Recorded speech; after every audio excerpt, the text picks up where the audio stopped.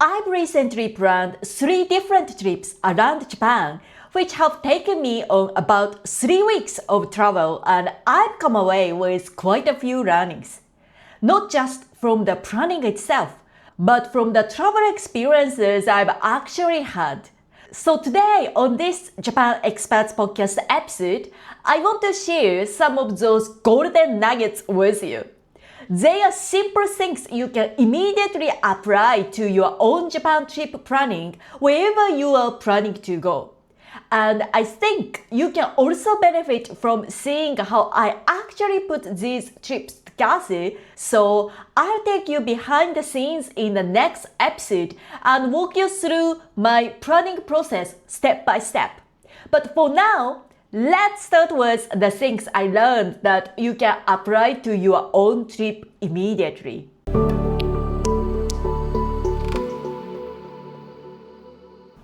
I want to start by giving you a little context. The recent trips took me to Tohoku in the northern part of Honshu and Shikoku, one of Japan's 4 major islands. But today's episode isn't really about where I went. It's about how I approached these trips so that you can apply some of these ideas to your own Japan trip planning wherever you are planning to go. Interestingly, all these trips started with the opportunity to be guided by knowledgeable local experts. I had the chance to join 2-day tours packed with unique local experiences and opportunities to interact with locals who are harder to meet otherwise.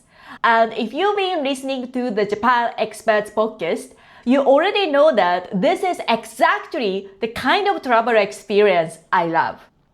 I'm drawn to immersive experiences, opportunities to interact with locals, and experiences that help me understand a place beyond simply seeing the major sites.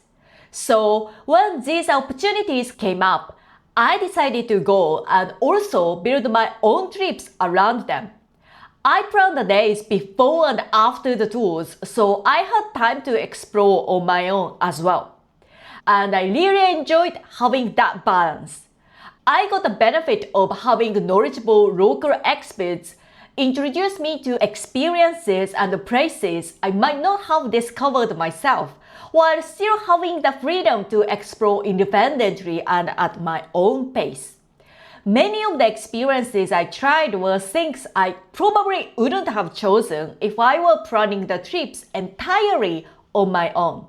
But they ended up being some of the highlights of my trips. So this is something you could consider for your own trip too. You could start with a day or 2 of a private tour that interests you and then build your itinerary around it. That gives you the opportunity to learn from someone who knows a place very well, discover things you might otherwise miss, and then use that knowledge to explore independently afterwards. So my first key takeaway is start with local expertise, then give yourself time to explore on your own. And that experience also reminded me of something else that comes up quite often when planning a trip to Japan, which is this. There are so many places in Japan I still want to visit.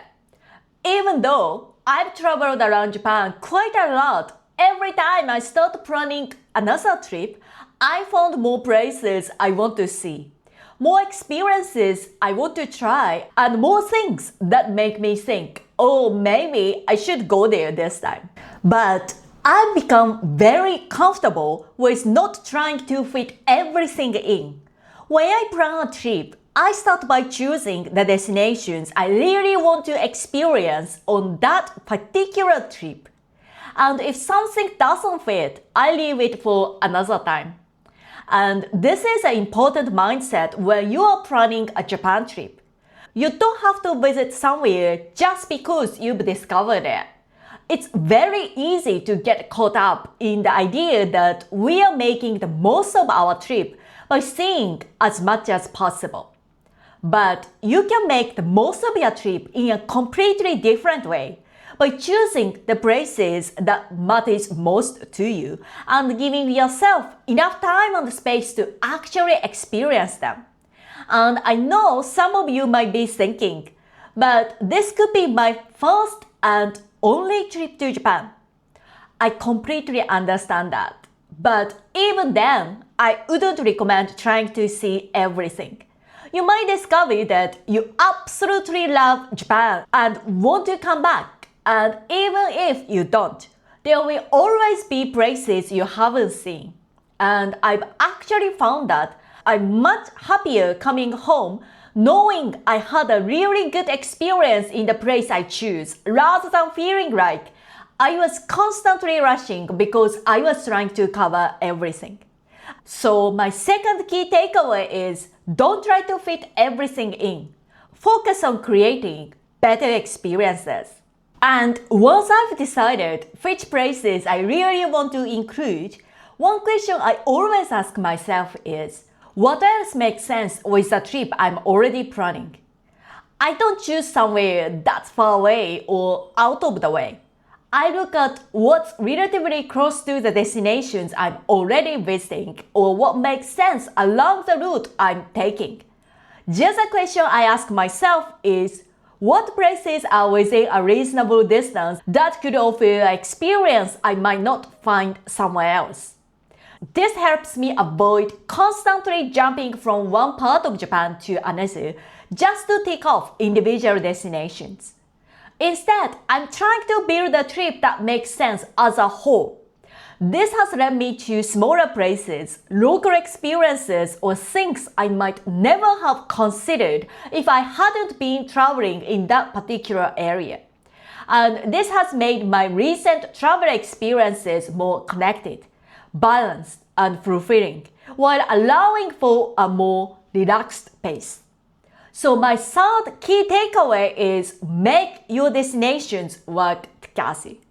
Now, when I talk about planning itinerary, some people tell me, I don't want to have a plan because I want to be spontaneous. I understand that because I enjoy spontaneity too. But what I found is that thoughtful planning can actually make spontaneity easier. For me, the goal isn't to create an itinerary that I have to follow rigidly. It's to understand my options well enough that I can make good decisions when things change. And I had a very good example of this on these recent trips. I ended up completely scrapping my plans for the final 2 days. And on one day, I changed my afternoon plans at the last minute. And it was perfectly fine. In fact, those changes ended up creating a trip that was better aligned with what I actually wanted at that point in the journey. But here is an important part. I was able to make those changes quickly and confidently because I had done enough research beforehand. I understood the destinations I was visiting. I had also looked into some of the places I wasn't planning to visit, so I had a sense of what my alternatives were.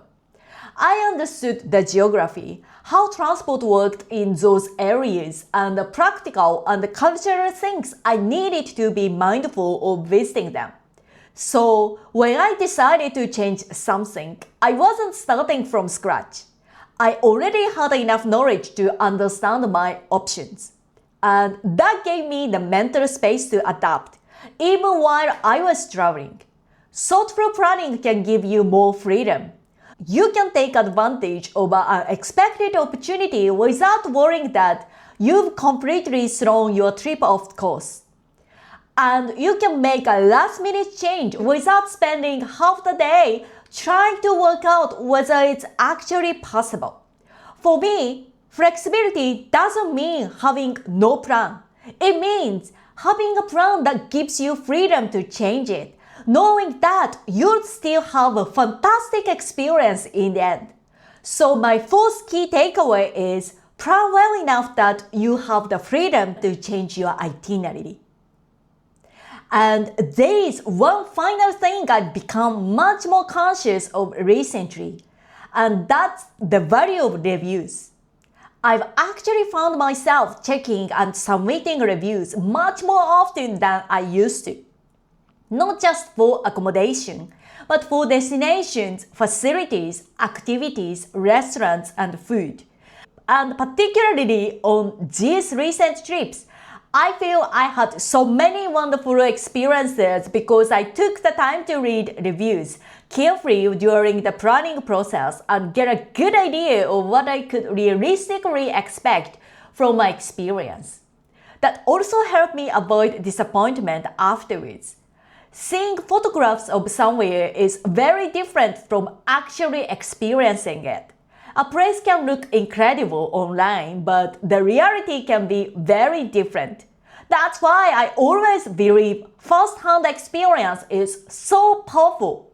And I personally like to share my own experiences where I've had a genuinely satisfying one, both to help other travelers and to support the people who provide those wonderful experiences. Of course, everyone experiences things differently. There have been times when I've read reviews and then visited somewhere myself and thought, actually, this isn't quite what I expected. So reviews aren't everything. Still, I found comments from people who have experienced something firsthand incredibly valuable.